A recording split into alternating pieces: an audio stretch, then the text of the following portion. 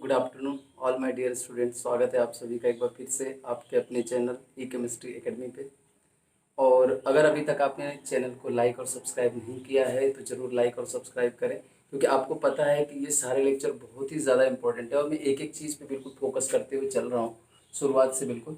ठीक है, तो लास्ट क्लास में हमने स्टीरियो आइसोमर का बेसिकली जो पार्ट था हमारा कौन सा, जीआई, मतलब अभी तक खत्म हुआ पार्ट हो गया जीआई। इसके अलावा मीसो कंपाउंड और डायस्टीरियोमर और इनेंशियोमर, ये सारे पार्ट आपके खत्म हो चुके हैं। अब मैं जो लेक्चर लेकर के आया हूँ वो है कायरलिटी विदाउट कायरल कार्बन। तो नेक्स्ट टॉपिक है हमारा, नेक्स्ट टॉपिक जो होने वाला है हमारा वो है chirality without chiral carbon. Without, जी हाँ, अपना अगला टॉपिक है कायरलिटी विदाउट कायरल कार्बन। बिना कायरल कार्बन की कायरलिटी किस तरीके से कंपाउंड के अंदर मौजूद हो सकती है, उस चीज़ के बारे में मैं डिस्कस करने वाला हूँ। कायरलिटी विदाउट कायरल कार्बन का क्या मतलब है? कायरल कार्बन आपको पता है, किसी कार्बन के ऊपर अगर चारों ग्रुप डिफरेंट हो तो उसको कायरल कार्बन कहा जाता है। लेकिन अगर ऐसी कंडीशन नहीं है फिर भी कायरलिटी हो जाएगी कंपाउंड में, इस चीज़ के बारे में मैं स्टडी करने वाला हूँ, यहाँ पे आपको पढ़ाने वाला हूँ। तो फर्स्ट केस देखिए जरा, फर्स्ट केस है हमारे पास अलीन का। चलिए आपको ये समझा दूँ कि अलीन क्या होता है। तो अलीन हम बोलते हैं जिसमें कंटिन्यूअस डबल बॉन्ड है, ऐसी स्ट्रक्चर को अलीन कहा जाता है। फॉर एग्जाम्पल इसमें अगर ए लगा है इधर बी लगा है और इधर भी ए टाइप का ग्रुप और इधर बी टाइप का ग्रुप लगा है, तो ये एक अलीन है। ये अलीन कितने कार्बन की? 3 कार्बन की। कंटिन्यूअस डबल बॉन्ड होना चाहिए। कंडीशन क्या है? कंटिन्यूअस डबल बॉन्ड है तो वो किस कहलाता है? Case of Aleen. तो ये केस ऑफ अलीन है। अगर अगर ऐसे अलीन के केस में 2 पाई बॉन्ड लगातार हो तो उस केस में ये ऑप्टिकल आइसोमेरिज्म शो करता है। ऑप्टिकली कैसा होता है? ये एक्टिव होता है, यानी एन की वैल्यू जब इवन हो तो ये ऑप्टिकल आइसोमेरिज्म शो करता है। ऑप्टिकल आइसोमेरिज्म शो करता है। एन की वैल्यू इवन का मतलब अगर ये पाई बॉन्ड की संख्या 2 हो, 4 हो, 6 हो, 8 हो तो वो सारे केस क्या करेंगे? ऑप्टिकल एक्टिविटी शो करेंगे। अब आप सोच रहे होगे कि इसमें कोई कायरल कार्बन है नहीं तो फिर ऑप्टिकल एक्टिविटी कैसे शो करेगा? मैंने आपको बताया था एक चीज़ कि कभी भी ऑप्टिकल एक्टिविटी के लिए 2 कंडीशन फॉलो होनी चाहिए। एक तो उसमें plane of symmetry centre of symmetry नहीं होनी चाहिए। प्लेन ऑफ सिमेट्री और सेंटर ऑफ सिमेट्री नहीं है तो भी कंपाउंड कैसा होगा? वो ऑप्टिकली एक्टिव हो जाएगा, प्लेन पोलराइज लाइट को रोटेट करा सकता है। तो चेक करते हैं क्या इस कंपाउंड में। ऐसे नॉर्मली देखिए बच्चों को यहाँ से काट रहे हैं अगर, तो ए के सामने ए, बी के सामने बी, सी के सामने सी दिख रहा है और हमें लग रहा है कि इसके अंदर प्लेन ऑफ सिमेट्री आ जाएगी। बट रियलिटी में ऐसा नहीं है, इसमें कोई प्लेन ऑफ सिमेट्री नहीं होती है। इसी चीज़ को मैं प्रूफ कराने के लिए आपको एक फिनोमेना दिखाता हूँ। इसको हम लोग समझेंगे ऑर्बिटल डायग्राम से और ये काफ़ी इंपॉर्टेंट है, तो ध्यान दीजिएगा। आपको अच्छा से पता है कि इसका हाइब्रिडाइजेशन है sp2, इसका हाइब्रिडाइजेशन sp और इसका भी हाइब्रिडाइजेशन है sp2। और sp2 कोई भी चीज़ होती है तो वो प्लेनर होती है, ये भी प्लेनर है और ये भी प्लेनर, यानी एक ही प्लेन के अंदर रहने वाली चीज़ें होंगी। अब ध्यान से देखिएगा, अगर प्लेनर है तो मैं कार्बन को ड्रॉ कर रहा हूँ, ये वाला कार्बन किनारे वाला इसको ड्रॉ किया, इसके ऊपर लगे हुए ए को ड्रॉ कर दिया, इसके ऊपर लगे हुए बी को भी ड्रॉ कर दिया। इसी प्लेन में बोर्ड के प्लेन में ही ए बनाया, बोर्ड के प्लेन में बी बनाया, बोर्ड के प्लेन में ही क्या कर दिया? कार्बन बना दिया। अब सबके हाइड्रोजन sp है तो इसका मतलब लीनियर होंगे, तो कार्बन, ये वाला भी कार्बन यहाँ पे होगा। अब ध्यान से देखना जरा, जो चीज़ मैं बताने जा रहा हूँ उसको ध्यान से समझना। आपको पता है कि एक होता है हमारा इंटरन्यूक्लियर एक्सिस जिसके ऊपर बॉन्ड बनाया जाता है, जिसके ऊपर सिग्मा बॉन्ड बनता है। पाई बॉन्ड आपको पता है कि इस न्यूक्लियर एक्सिस के ऊपर जो होता है साइड में ओवरलैपिंग से बनता है, ये सबको पता अच्छे से। अब देखो, अगर मैं मान लूँ कि इसी प्लेन में है, ये इसी प्लेन में, तो यहाँ पे इसका जो भी ऑर्बिटल है, मान लो एक्स एक्सिस के ऑर्बिटल सिग्मा बॉन्ड बना रहा है तो इसका पाई बॉन्ड डेफिनेटली कहाँ पे बनेगा? वाई एक्सिस पे। अगर ये एक्स एक्सिस है तो डेफिनेटली पाई बॉन्ड कहाँ से बनेगा? वाई एक्सिस पे। यानी बच्चों यहाँ पे जो इस्तेमाल होगा वो कौन सा ऑर्बिटल इस्तेमाल होगा? इसका टी वाई इस्तेमाल होगा। और इसका भी कौन सा ऑर्बिटल इस्तेमाल होने वाला है? इसका भी टी वाई इस्तेमाल होने वाला है। दोनों का हमने कौन सा इस्तेमाल किया ऑर्बिटल? इसका भी T Y as well as इसका भी टी वाई इस्तेमाल कर लिया। अब ध्यान से समझना, अगर ये टी वाई जो ओवरलैपिंग से बना हुआ है तो इसको मैंने ओवरलैप करा दिया। क्वेश्चन ये है कि क्या यहाँ का पी वाई भी ओवरलैप कर सकता है पी वाई, इस वाले का, अगले वाले कार्बन का। आप सोच के बताइए, अगर इसका पी वाई इसके साथ ओवरलैप कर रहा है तो डेफिनेटली फिर इसका पी वाई इसके साथ ओवरलैपिंग करने नहीं जाए, ऑलरेडी एक के साथ ओवरलैपिंग में है। इसका मतलब कॉन्सेप्ट ये कहता है कि अगर इसका पी वाई इधर के साथ ओवरलैपिंग में है तो डेफिनेटली इस कार्बन का पीजेड वाला ओवरलैपिंग करने जाएगा, पीजेड वाला ओवरलैपिंग करने जाएगा बच्चों। तो ध्यान से समझ लेना जरा इसको, अगर पीजेड इसका ओवरलैपिंग में है तो यहाँ पे कैसे ड्रॉ करूँगा मैं, यहाँ पे ड्रॉ करने का जो तरीका होगा पीजेड को, तो पीजेड कुछ ऐसा ऑर्बिटल आएगा, परपेंडिकुलर ऑर्बिटल इसकी, और इसका भी पीजेड ही जाएगा इसके परपेंडिकुलर, इस प्लेन के परपेंडिकुलर वाला ऑर्बिटल और इस प्लेन के परपेंडिकुलर वाला ऑर्बिटल ओवरलैप करने जा रहा है। पहले देखो दोनों ऐसे वाले ओवरलैप कर रहे हैं, अगले वाले पे दोनों ऐसे ओवरलैप करने जा रहे हैं, आमने सामने वाला ऑर्बिटल। तो ये जो ब्लू कलर वाला ड्रॉ किया है मैंने, ये आमने सामने के ऑर्बिटल है, और अब की बार जो ओवरलैप करने जा रहे हैं वो ये वाले ओवरलैप करने जा रहे हैं, ये वाले ऑर्बिटल, ये वाले। तो अगर ऐसा हो गया यानी इसका कौन सा ऑर्बिटल ओवरलैप किया, पीजेड, और इसका भी कौन सा कर रहा है, पीजेड ऑर्बिटल। तो अगर इसमें पीजेड में ओवरलैपिंग होगी, देखो ध्यान से समझना, इसमें हमने कौन सा प्लेन इस्तेमाल किया, एक्स में तो था ही सही, एटम एक्स में सिग्मा बना रहे थे, और ये ऑर्बिटल कौन सा इस्तेमाल किया, वाई। तो एक्स वाई में है, यानी ये भी जो है एक्स वाई प्लेन में, एक्स वाई का मतलब बोर्ड के प्लेन में ही हो गया। लेकिन यहाँ पे अगर ये पीजेड प्लेन में चला गया, इसका ऑर्बिटल इस कार्बन का अगर पीजेड प्लेन में चला गया, तो यहाँ पे जो एटम्स होंगे उसमें एक आउट ऑफ प्लेन चला जाएगा और एक बिलो द प्लेन चला जाएगा। मान लो कि हमने मान लिया कि बी जो चला गया प्लेन के पीछे और ए चलाया प्लेन के बाहर, ए चला गया प्लेन के पीछे और बी चला गया प्लेन के बाहर। यानी अगर ध्यान से इसको समझा जाए तो यहाँ पे ओवरलैपिंग का कुछ क्राइटेरिया ऐसे हो रहा है कि इस किनारे पे दोनों एटम ऐसे हैं बोर्ड के प्लेन में, ध्यान से देखिए कैसे, कुछ इस प्रकार से कि ये दोनों कहाँ पे हैं, बोर्ड के प्लेन में ऐसे।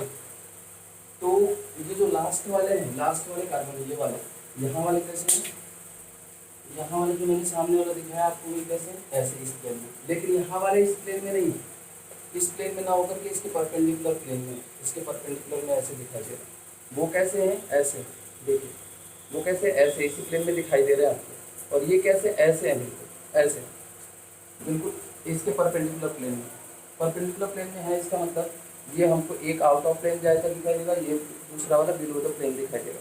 अब अगर आप ये समझ चुके हो तो क्या आप सोच के बताइए, क्या ए के सामने ए दिखाई देगा, answer will be no, because A और बी ये क्या है, इसी प्लेन में है, जबकि यहाँ वाला ए क्या है, इस बोर्ड के पीछे चला गया है। तो इसका इमेज तो इस बोर्ड के प्लेन में ही बनेगा ना, ए का इमेज तो बोर्ड के प्लेन में बनेगा, पीछे तो नहीं बन सकता ना, बोर्ड के पीछे नहीं बन सकता, इसीलिए क्या होगा, इसमें प्लेन ऑफ सिमेट्री नहीं होगी।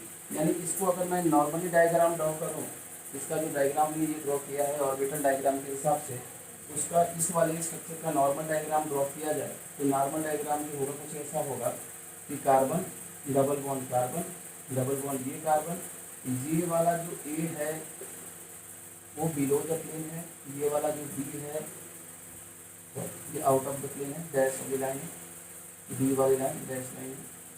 तो बी हमारा कुछ इस प्रकार से होगा, यहाँ पे आउट ऑफ द प्लेन ये बी हो जाएगा, और ये वाला ए और ये वाला बी इसी प्लेन के अंदर। तो अगर ऐसा होगा तो इधर से कट करेंगे तो ए के सामने ए नहीं दिखाई देगा, रीजन ए चला गया प्लेन के पीछे की साइड, तो उसका मिरर इमेज बनेगा नहीं। इसका मतलब यहाँ पे प्लेन ऑफ सिमेट्री एब्सेंट है, और सेंटर ऑफ सिमेट्री चेक कर लें तो इधर से गए ए मिला, इधर से गए तो ए नहीं मिला, इसका मतलब सेंटर ऑफ सिमेट्री भी नहीं है।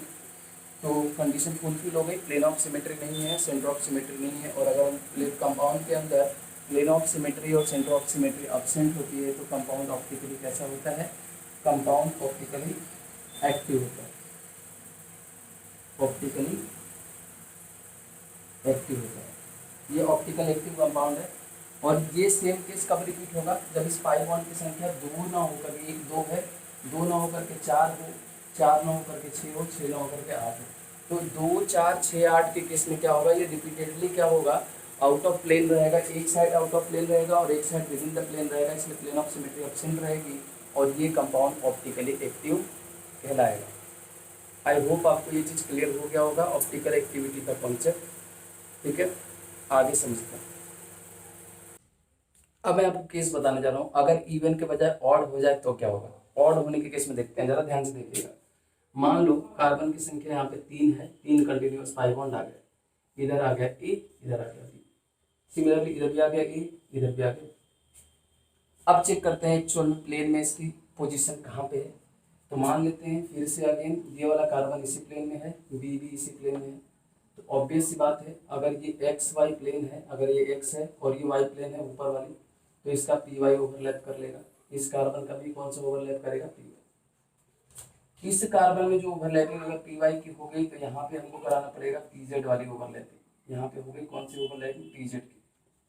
पी जेड ने ओवरलैप कर लिया, इसके भी पी जेड ने ओवरलैप कर लिया। ये हो गया कार्बन नंबर 1, ये 2, ये 3, 1 2 3 4th बनाते हैं। आप सोच के देखो, अगर इसका पीजेड ऑलरेडी ओवरलैप कर चुका है, इस वाले का पीजेड ओवरलैप कर चुका है, तो डेफिनेटली फिर क्या होगा, इस कार्बन से ओवरलैप करने के लिए किसका इस्तेमाल करेगा, पी वाई का। तो ये भी किसका इस्तेमाल करेगा, पी वाई का। अगर इस दोनों ने पी वाई का इस्तेमाल किया 4 नंबर के कार्बन है, तो अगर ये देखो ये पी वाई इस्तेमाल कर रहा है तो इसके दोनों एटम इसी प्लेन में है, इसका मतलब इस वाले ने भी पी वाई इस्तेमाल किया है, इसका मतलब इसके भी दोनों एटम कहाँ पे होंगे, इसी प्लेन में आ जाएंगे। विच मीन्स, ध्यान से देखना, क्योंकि इसका इनिशियल प्लेन और इसका भी फाइनल प्लेन जो है एक्स वाई है, तो इसका मतलब ये जो एटम अगर इस प्लेन में है तो ये वाले एटम भी इसी प्लेन में आ जाएंगे। और अगर ऐसा कर दिया तो इसका डायग्राम ड्रॉ करें, तो डायग्राम का मतलब सिंपली ये है कि अगर ये ए इसी प्लेन में है तो बी भी इसी प्लेन में है, इधर भी ए इसी प्लेन में है तो बी भी इसी प्लेन में है। और अगर ऐसा कंडीशन आ गया और यहाँ से बीच से कट कर दें, तो ध्यान से देखो, ए के सामने ए दिख रहा है, ए के सामने ए दिख रहा है, बी के सामने बी दिख रहा है, बी के सामने बी दिख रहा है, और ए के सामने ए दिखे, बी के सामने बी दिखे, इसका मतलब क्या होगा, कार्बन के सामने कार्बन दिख रहा है, इसका मतलब यहाँ पे प्लेन ऑफ सिमेट्री है। और अगर प्लेन ऑफ सिमेट्री है तो डेफिनेटली इसमें ऑप्टिकल एक्टिविटी नहीं होगी। तो ऑप्टिकली कैसा हो जाएगा, ये इनएक्टिव कंपाउंड हो जाएगा। This compound is optically inactive compound, this compound is optically inactive compound. ये चीज समझ में आ गई होगी आपको। अब क्वेश्चन ये है कि अगर ये ऑप्टिकल नहीं शो कर रहा है तो क्या ये जीआई शो कर सकता है। चेक करते हैं क्या ये जीआई शो कर रहा है। अगर दोनों ए ऊपर की तरफ, दोनों बी नीचे की तरफ है, अगर इसका दूसरा स्ट्रक्चर में ड्रॉ करूं तो कुछ ऐसा भी बन सकता है, ए ऊपर रहे बी नीचे रहे, बी ऊपर कर दो ए नीचे आ जाए। और अगर ऐसा कर देंगे तो पहले केस में इसमें ए ऊपर की तरफ है तो सी से, देखो क्या होना चाहिए, रिस्ट्रिक्टेड रोटेशन है, यहाँ पे रिस्ट्रिक्टेड रोटेशन है, ए के सामने ए है तो सी से, ए के अपोजिट में ए चला गया तो ये कैसा होगा, ट्रांसफर। इसका मतलब ये हुआ कि जब एन की वैल्यू 3 5 7 9 यानी ऑड आएगी तो ये क्या शो करेगा, उस केस में जीआई शो करेगा। आई होप आपको समझ में आ गया होगा अच्छे से कि कब ऑप्टिकल एक्टिविटी शो करता है और कब जीआई शो करता है, और सबसे बड़ा रीजन कि ये क्यों ऐसा करता है। ठीक है, अब बच्चों ये जो सारे क्वेश्चन है इसके लिए मैं एक छोटा सा बिल्कुल मजेदार सा ट्रिक बताऊंगा। आप ध्यान से इस ट्रिक को याद रखोगे तो आपको क्वेश्चन सॉल्व करने की जरूरत नहीं पड़ेगी, सीधे ट्रिक देखो, ऑप्शन देखो, आंसर बोल दो। चलिए देखते हैं जरा, चलिए ट्रिक दिखाता हूँ मैं आपको, ध्यान से देखिएगा इस ट्रिक को, समझिएगा इस ट्रिक को कैसे अप्लाई करना है आपको। मैंने बोला एन जब इवन होगा तो ऑप्टिकल शो करेगा, ऑप्टिकल आइसोमेरिज्म, और एन जब ऑड होगा तो जीआई शो करेगा। ठीक है, ध्यान से देखना, ये ऑड वर्ड जो है ओ से शुरू हो रहा है, ऑड वाला किससे शुरू हो रहा है, ओ से, और ऑप्टिकल देखें ऑड वाले के सामने जीआई है, ऑप्टिकल वाला ऊपर की तरफ है, यानी यहाँ पे आपको याद रखना है ऑड वाला ऑप्टिकल नहीं शो करता, शो करता है। तो ऑड वाला अगर ऑप्टिकल नहीं शो करता तो क्या शो करेगा, ऑड वाला अगर ऑप्टिकल नहीं शो करेगा तो डेफिनेटली क्या करेगा, वो जीआई शो करेगा। अगर ऑड वाला ऑप्टिकल नहीं शो करेगा तो क्या शो करेगा, जीआई शो करेगा। इसका मतलब इवन वाला क्या शो करेगा, ऑप्टिकल आइसोमेरिज्म। चलिए क्वेश्चन चेक करते हैं, कार्बन काउंट करते हैं, 1 2 3 4, 4 पाई बॉन्ड है, एन की वैल्यू 4 आ गए। 4 का मतलब कैसा आ गया, देखो इवन है या ऑड है, इवन है। अब मैंने आपको बताया कि ऑड वाला ऑप्टिकल नहीं शो करता, तो ऑड वाला ऑप्टिकल नहीं शो करेगा, मतलब इवन वाला क्या शो करेगा, ऑप्टिकल शो करेगा, ऑप्टिकल आंसर आ जाएगा। इधर काउंट करो 1 2 3, एन इज इक्वल टू कैसा आया, even, sorry n is equal to कैसा आया, ऑड। और अभी मैंने बताया ऑड वाला ऑप्टिकल शो नहीं करता, इसका मतलब ये क्या शो कर जाएगा, जीआई शो कर जाएगा। तो इतना सिंपल होता है क्वेश्चन का आंसर देना। अगर आपने कॉन्सेप्ट को अच्छे से ग्रैस्प कर लिया है तो आप क्वेश्चन का आंसर देना बिल्कुल आपके बाएं हाथ का खेल है। समझ गए होंगे ये कॉन्सेप्ट। आगे चलिए एक और मजेदार कॉन्सेप्ट सिखाता हूँ सेम तरीके से, ठीक है। आई होप आप समझ चुके होंगे इसको। चलिए अगला जो केस है वो है स्पाइरेन का। अगला केस जो है वो किसका है, स्पाइरेन का। What is स्पाइरेन? स्पाइरेन या स्पाइरो कंपाउंड की बात करें तो स्पाइरो कंपाउंड क्या होता है, जब दो रिंग एक दूसरे से एक ही कार्बन से कनेक्टेड हो तो उसको कहा जाता है स्पाइरो कंपाउंड। और ऐसी जो अगर आपस में कई सारी रिंग आपस में जुड़ती जाए तो कहेंगे उसको स्पाइरेन। मिनिमम दो रिंग आपस में जुड़ी होनी चाहिए और एक कार्बन इन दोनों में क्या होता है, कॉमन होता है। ये स्पाइरो की पहचान है। अब मैं बात कर लेता हूँ बेटा, सेम तरीके से सेम लॉजिक है। अगर एन इवन होगा तो ऑप्टिकल शो करेगा और एन ऑड होगा तो जीआई शो करेगा। या यूँ बोलो ऑड वाला ऑप्टिकल शो नहीं करता यानी जीआई शो करेगा और इवन वाला ऑप्टिकल शो कर जाएगा। काउंट करना है स्पाइरो कितने, ध्यान से देखो तो 1 2 3 1 2 3 एक, ये जो चौकोर बॉक्स है उसको एक मानना है। तो इसके हिसाब से एन की वैल्यू कितनी आ गई 3 और एन की वैल्यू अगर 3 आ गई तो कैसा है, ऑड है। और ऑड है तो ऑप्टिकल शो नहीं करेगा, इसका मतलब इसमें क्या होगा, जीआई होगा। और अगर दूसरा क्वेश्चन मैं ऐसे लूं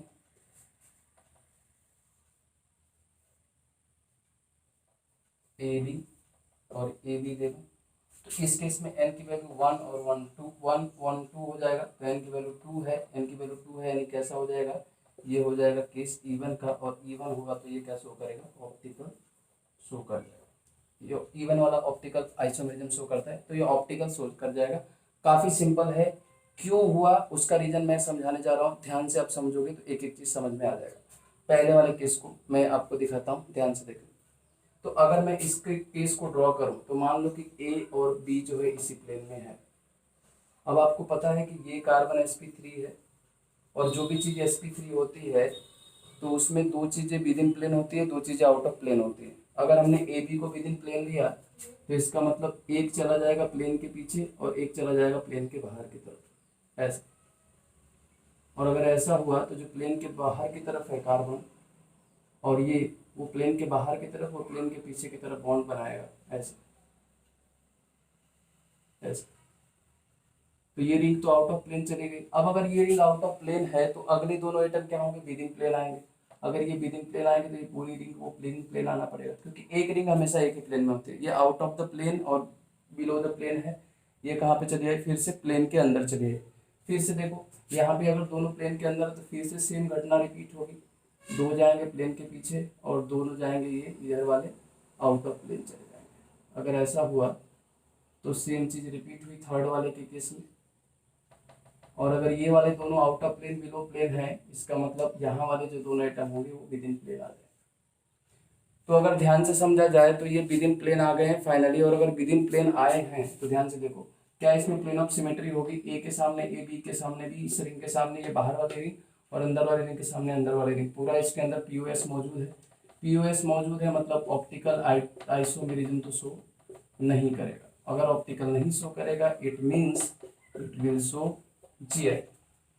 ये कंपाउंड फर्दर क्या शो कर जाएगा, जीआई शो कर जाएगा। तो ये मैंने आपको बोला भी कि n is equal to odd है तो क्या शो करेगा, जीआई। ए के सामने ए है इसलिए कौन सा फॉर्म है, ये सिस। अगर एक ए बी को ऊपर नीचे कर दें तो ये ट्रांस आइसोमर इसका बन जाएगा। तो ये केस बच्चों हमने सीख लिया किसका, स्पाइरेन का। अब मैं दूसरा केस जो बोला मैंने कि अगर दो ही रिंग हो तो क्या होगा। अगर दो रिंग वाला केस हो तो क्या होगा, तो इसको मिटा देते हैं जरा, दो रिंग का केस देख लेते हैं। अगर दो रिंग होगा तो ये यहाँ तक तो एज इट इज बनेगा। पहली रिंग में ए बी लगा दिया, ये सी लगा दिया, दूसरी रिंग यहाँ तक आ चुकी। अब यहाँ पे जो एटम होगा ऑब्वियस सी बात है, एक आउट ऑफ प्लेन जाएगा, एक बाहर चला जाएगा प्लेन के, बी वाला बाहर चला गया और तो ए वाला किधर चला जाएगा, प्लेन के पीछे चला जाएगा। और अगर ऐसा हो गया बच्चों, एक प्लेन के बाहर और एक प्लेन के पीछे चला गया और ये दोनों प्लेन में हो गए, तो प्लेन में का सामने का मिरर इमेज प्लेन में बनना चाहिए, लेकिन ये प्लेन के पीछे चला गया तो उसका मिरर इमेज नहीं हो सकता। और अगर मिरर इमेज नहीं होगा तो इसका मतलब ये ऑप्टिकल अब की बार शो कर सकता है। क्या देखो ध्यान से, प्लेन ऑफ सिमेट्री इसके अंदर चेक करें तो प्लेन ऑफ सिमेट्री नहीं मौजूद है। इस रिंग का मिरर इमेज ये नहीं है क्योंकि ये बाहर प्लेन के है, ये वाली रिंग प्लेन के बाहर है और ये वाली रिंग प्लेन के अंदर है, तो ये मिरर इमेज नहीं है। इसका मतलब क्या हुआ कि ये compound simply optical activity show कर जाएगा। यानी ऑप्टिकली कैसा होगा, ये ऑप्टिकली कैसा हो जाएगा, एक्टिव कंपाउंड हो जाएगा। ये कंपाउंड ऑप्टिकली एक्टिव होगा। अगला केस में जो आपको बताने जा रहा हूँ उसको हम कहते हैं साइक्लो एल्काइलिडीन।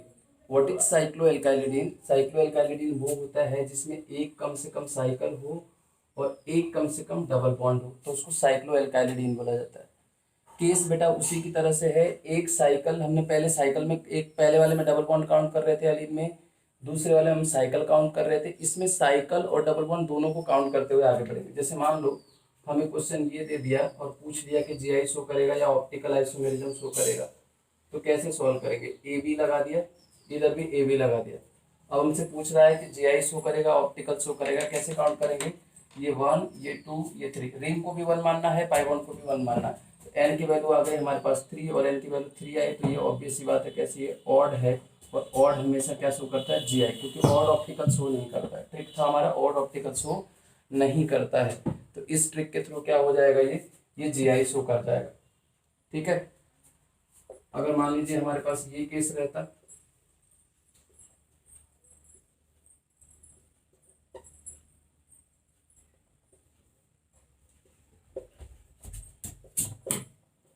अब आपसे पूछता है ऑप्टिकल शो करेगा जीआई शो करेगा, काउंट कर ले 1 2 3 4 5, एन की वैल्यू फिर से 5 है, फिर से ऑड है और ऑड है तो फिर से ये क्या शो करेगा? जीआई ही शो करेगा।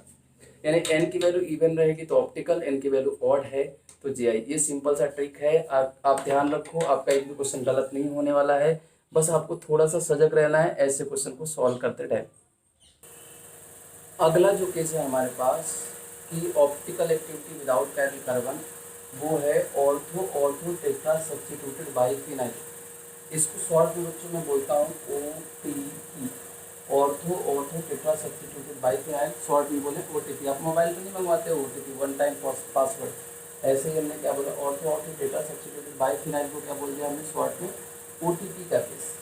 OTP का केस क्या है, ध्यान से देखिए। तो बाइफिनाइल मतलब दो benzene, ortho ortho tetra substituted मतलब इसके भी ऑर्थो पोजीशन पे ग्रुप लगा हो, इसके भी ऑर्थो पोजीशन पे ग्रुप लगा हो, 1 2 3 4 ग्रुप सब्स्टिट्यूटेड है, इसलिए हम बोल रहे हैं ortho ortho tetra substituted by phenyl का केस है।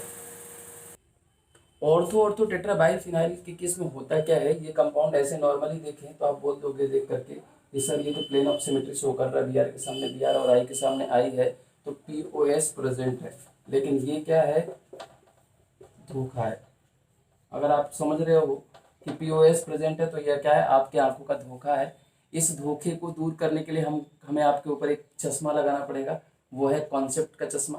तो देखो कॉन्सेप्ट का चश्मा मैं आपके आंखों पे लगाऊंगा तो इसका कॉन्सेप्ट आपको क्लियरली दिखाई दे जाएगा। ध्यान से देखिए जरा, हमें पता है ये वाला बी आर और ये वाला बी आर, दोनों बी आर बड़े बड़े ग्रुप हैं, और हमें पता है कि दो जब बल्कि ग्रुप एक दूसरे के सामने आते हैं तो उनमें काफी ज्यादा रिपल्सन होता है, मतलब उस जगह को ऑक्यूपाई करने के चक्कर में दोनों पड़ जाते हैं।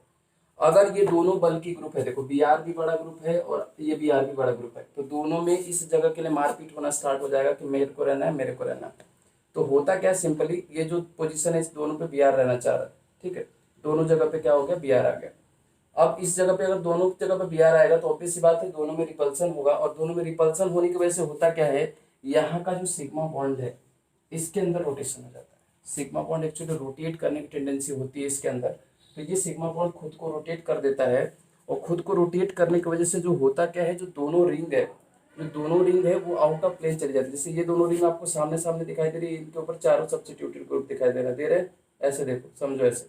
अब ये सिग्मा बॉन्ड है, अगर ये रोटेट करके ऐसे हो जाए तो ये जो दोनों एक दूसरे के सामने दिखाई दे रहे थे, ये जो देखो चारों ग्रुप आपको सामने दिखाई दे रहे हैं, चारों सब्स्टिट्यूटेड वाले ग्रुप, ये किनारे वाली उंगली और ऊपर के किनारे वाली उंगली को देखो, अगर ये रोटेट हो जाएगा तो क्या होगा, इसका रिपल्सन सामने से हट गया, इसका रिपल्सन भी सामने से हट गया, और अगर ऐसा हो जाएगा तो उसके केस में क्या होगा, प्लेन ऑफ सिमेट्री भी हट गई। अब पहले ऐसे था भाई तो प्लेन ऑफ सिमेट्री था ना, बीच से काटो तो आधा आधा दिख रहा था, लेकिन ऐसे हो गया तो सिमेट्रिक नहीं, इसका सामने कुछ इमेज नहीं बन रहा है, इसका भी सामने इमेज नहीं बन रहा है। सेम केस इसमें होता है, अगर ये घूम जाता है तो आधा पार्ट आउट ऑफ प्लेन चला आएगा, ये रोटेट होगा ऐसे, जब ये प्लेन में है और रोटेट हो जाए, देखो ये वाले रिंग रोड प्लेन में है और अगर रोटेट हो जाए तो क्या होगा, हाफ पार्ट बाहर दिखाई देगा और हाफ पार्ट किधर चला जाएगा, पीछे की तरफ। और अगर ऐसा केस हो गया तो इस हाफ पार्ट को मैंने देखो बना दिया बाहर की तरफ, यानी आयोडीन बाहर चला है, और हाफ पार्ट को पीछे बना दिया, यानी ब्रोमीन के चला गया पीछे की तरफ, और ये जो बेंजीन है वो घूम गई है, ऐसे हो गई, पहले ऐसे थी अब ऐसे हो चुकी है।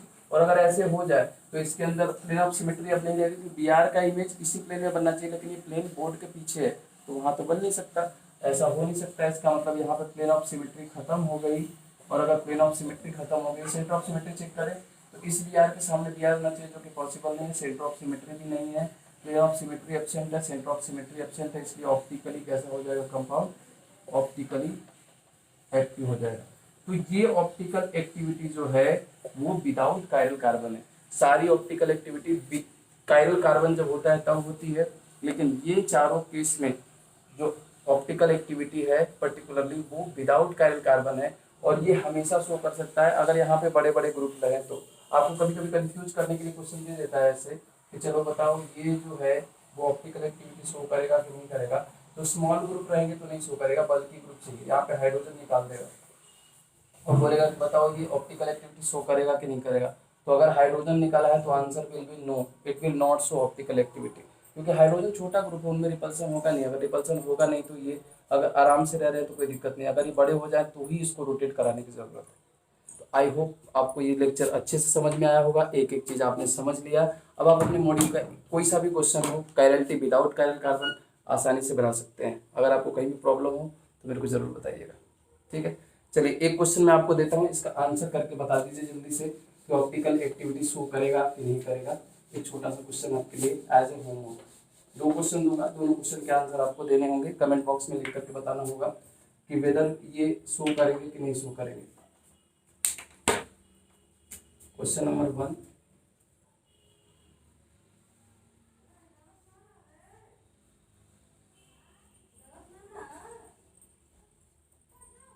ये है फ्लोरीन, इधर क्लोरीन लगा दिया, इधर क्लोरीन लगा दिया, इधर ब्रोमीन लगा दिया।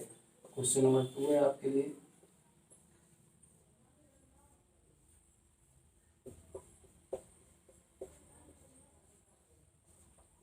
ये ए लगा दिया, ये बी लगा दिया, इधर ए लगा दिया, इधर भी बी लगा दिया। ये दोनों क्वेश्चन का आंसर आपको कमेंट बॉक्स में आंसर करना है कि क्या ये कंपाउंड ऑप्टिकल एक्टिविटी शो कर रहे हैं या फिर जीआई शो कर रहे हैं। तो आई होप आप सही आंसर दोगे।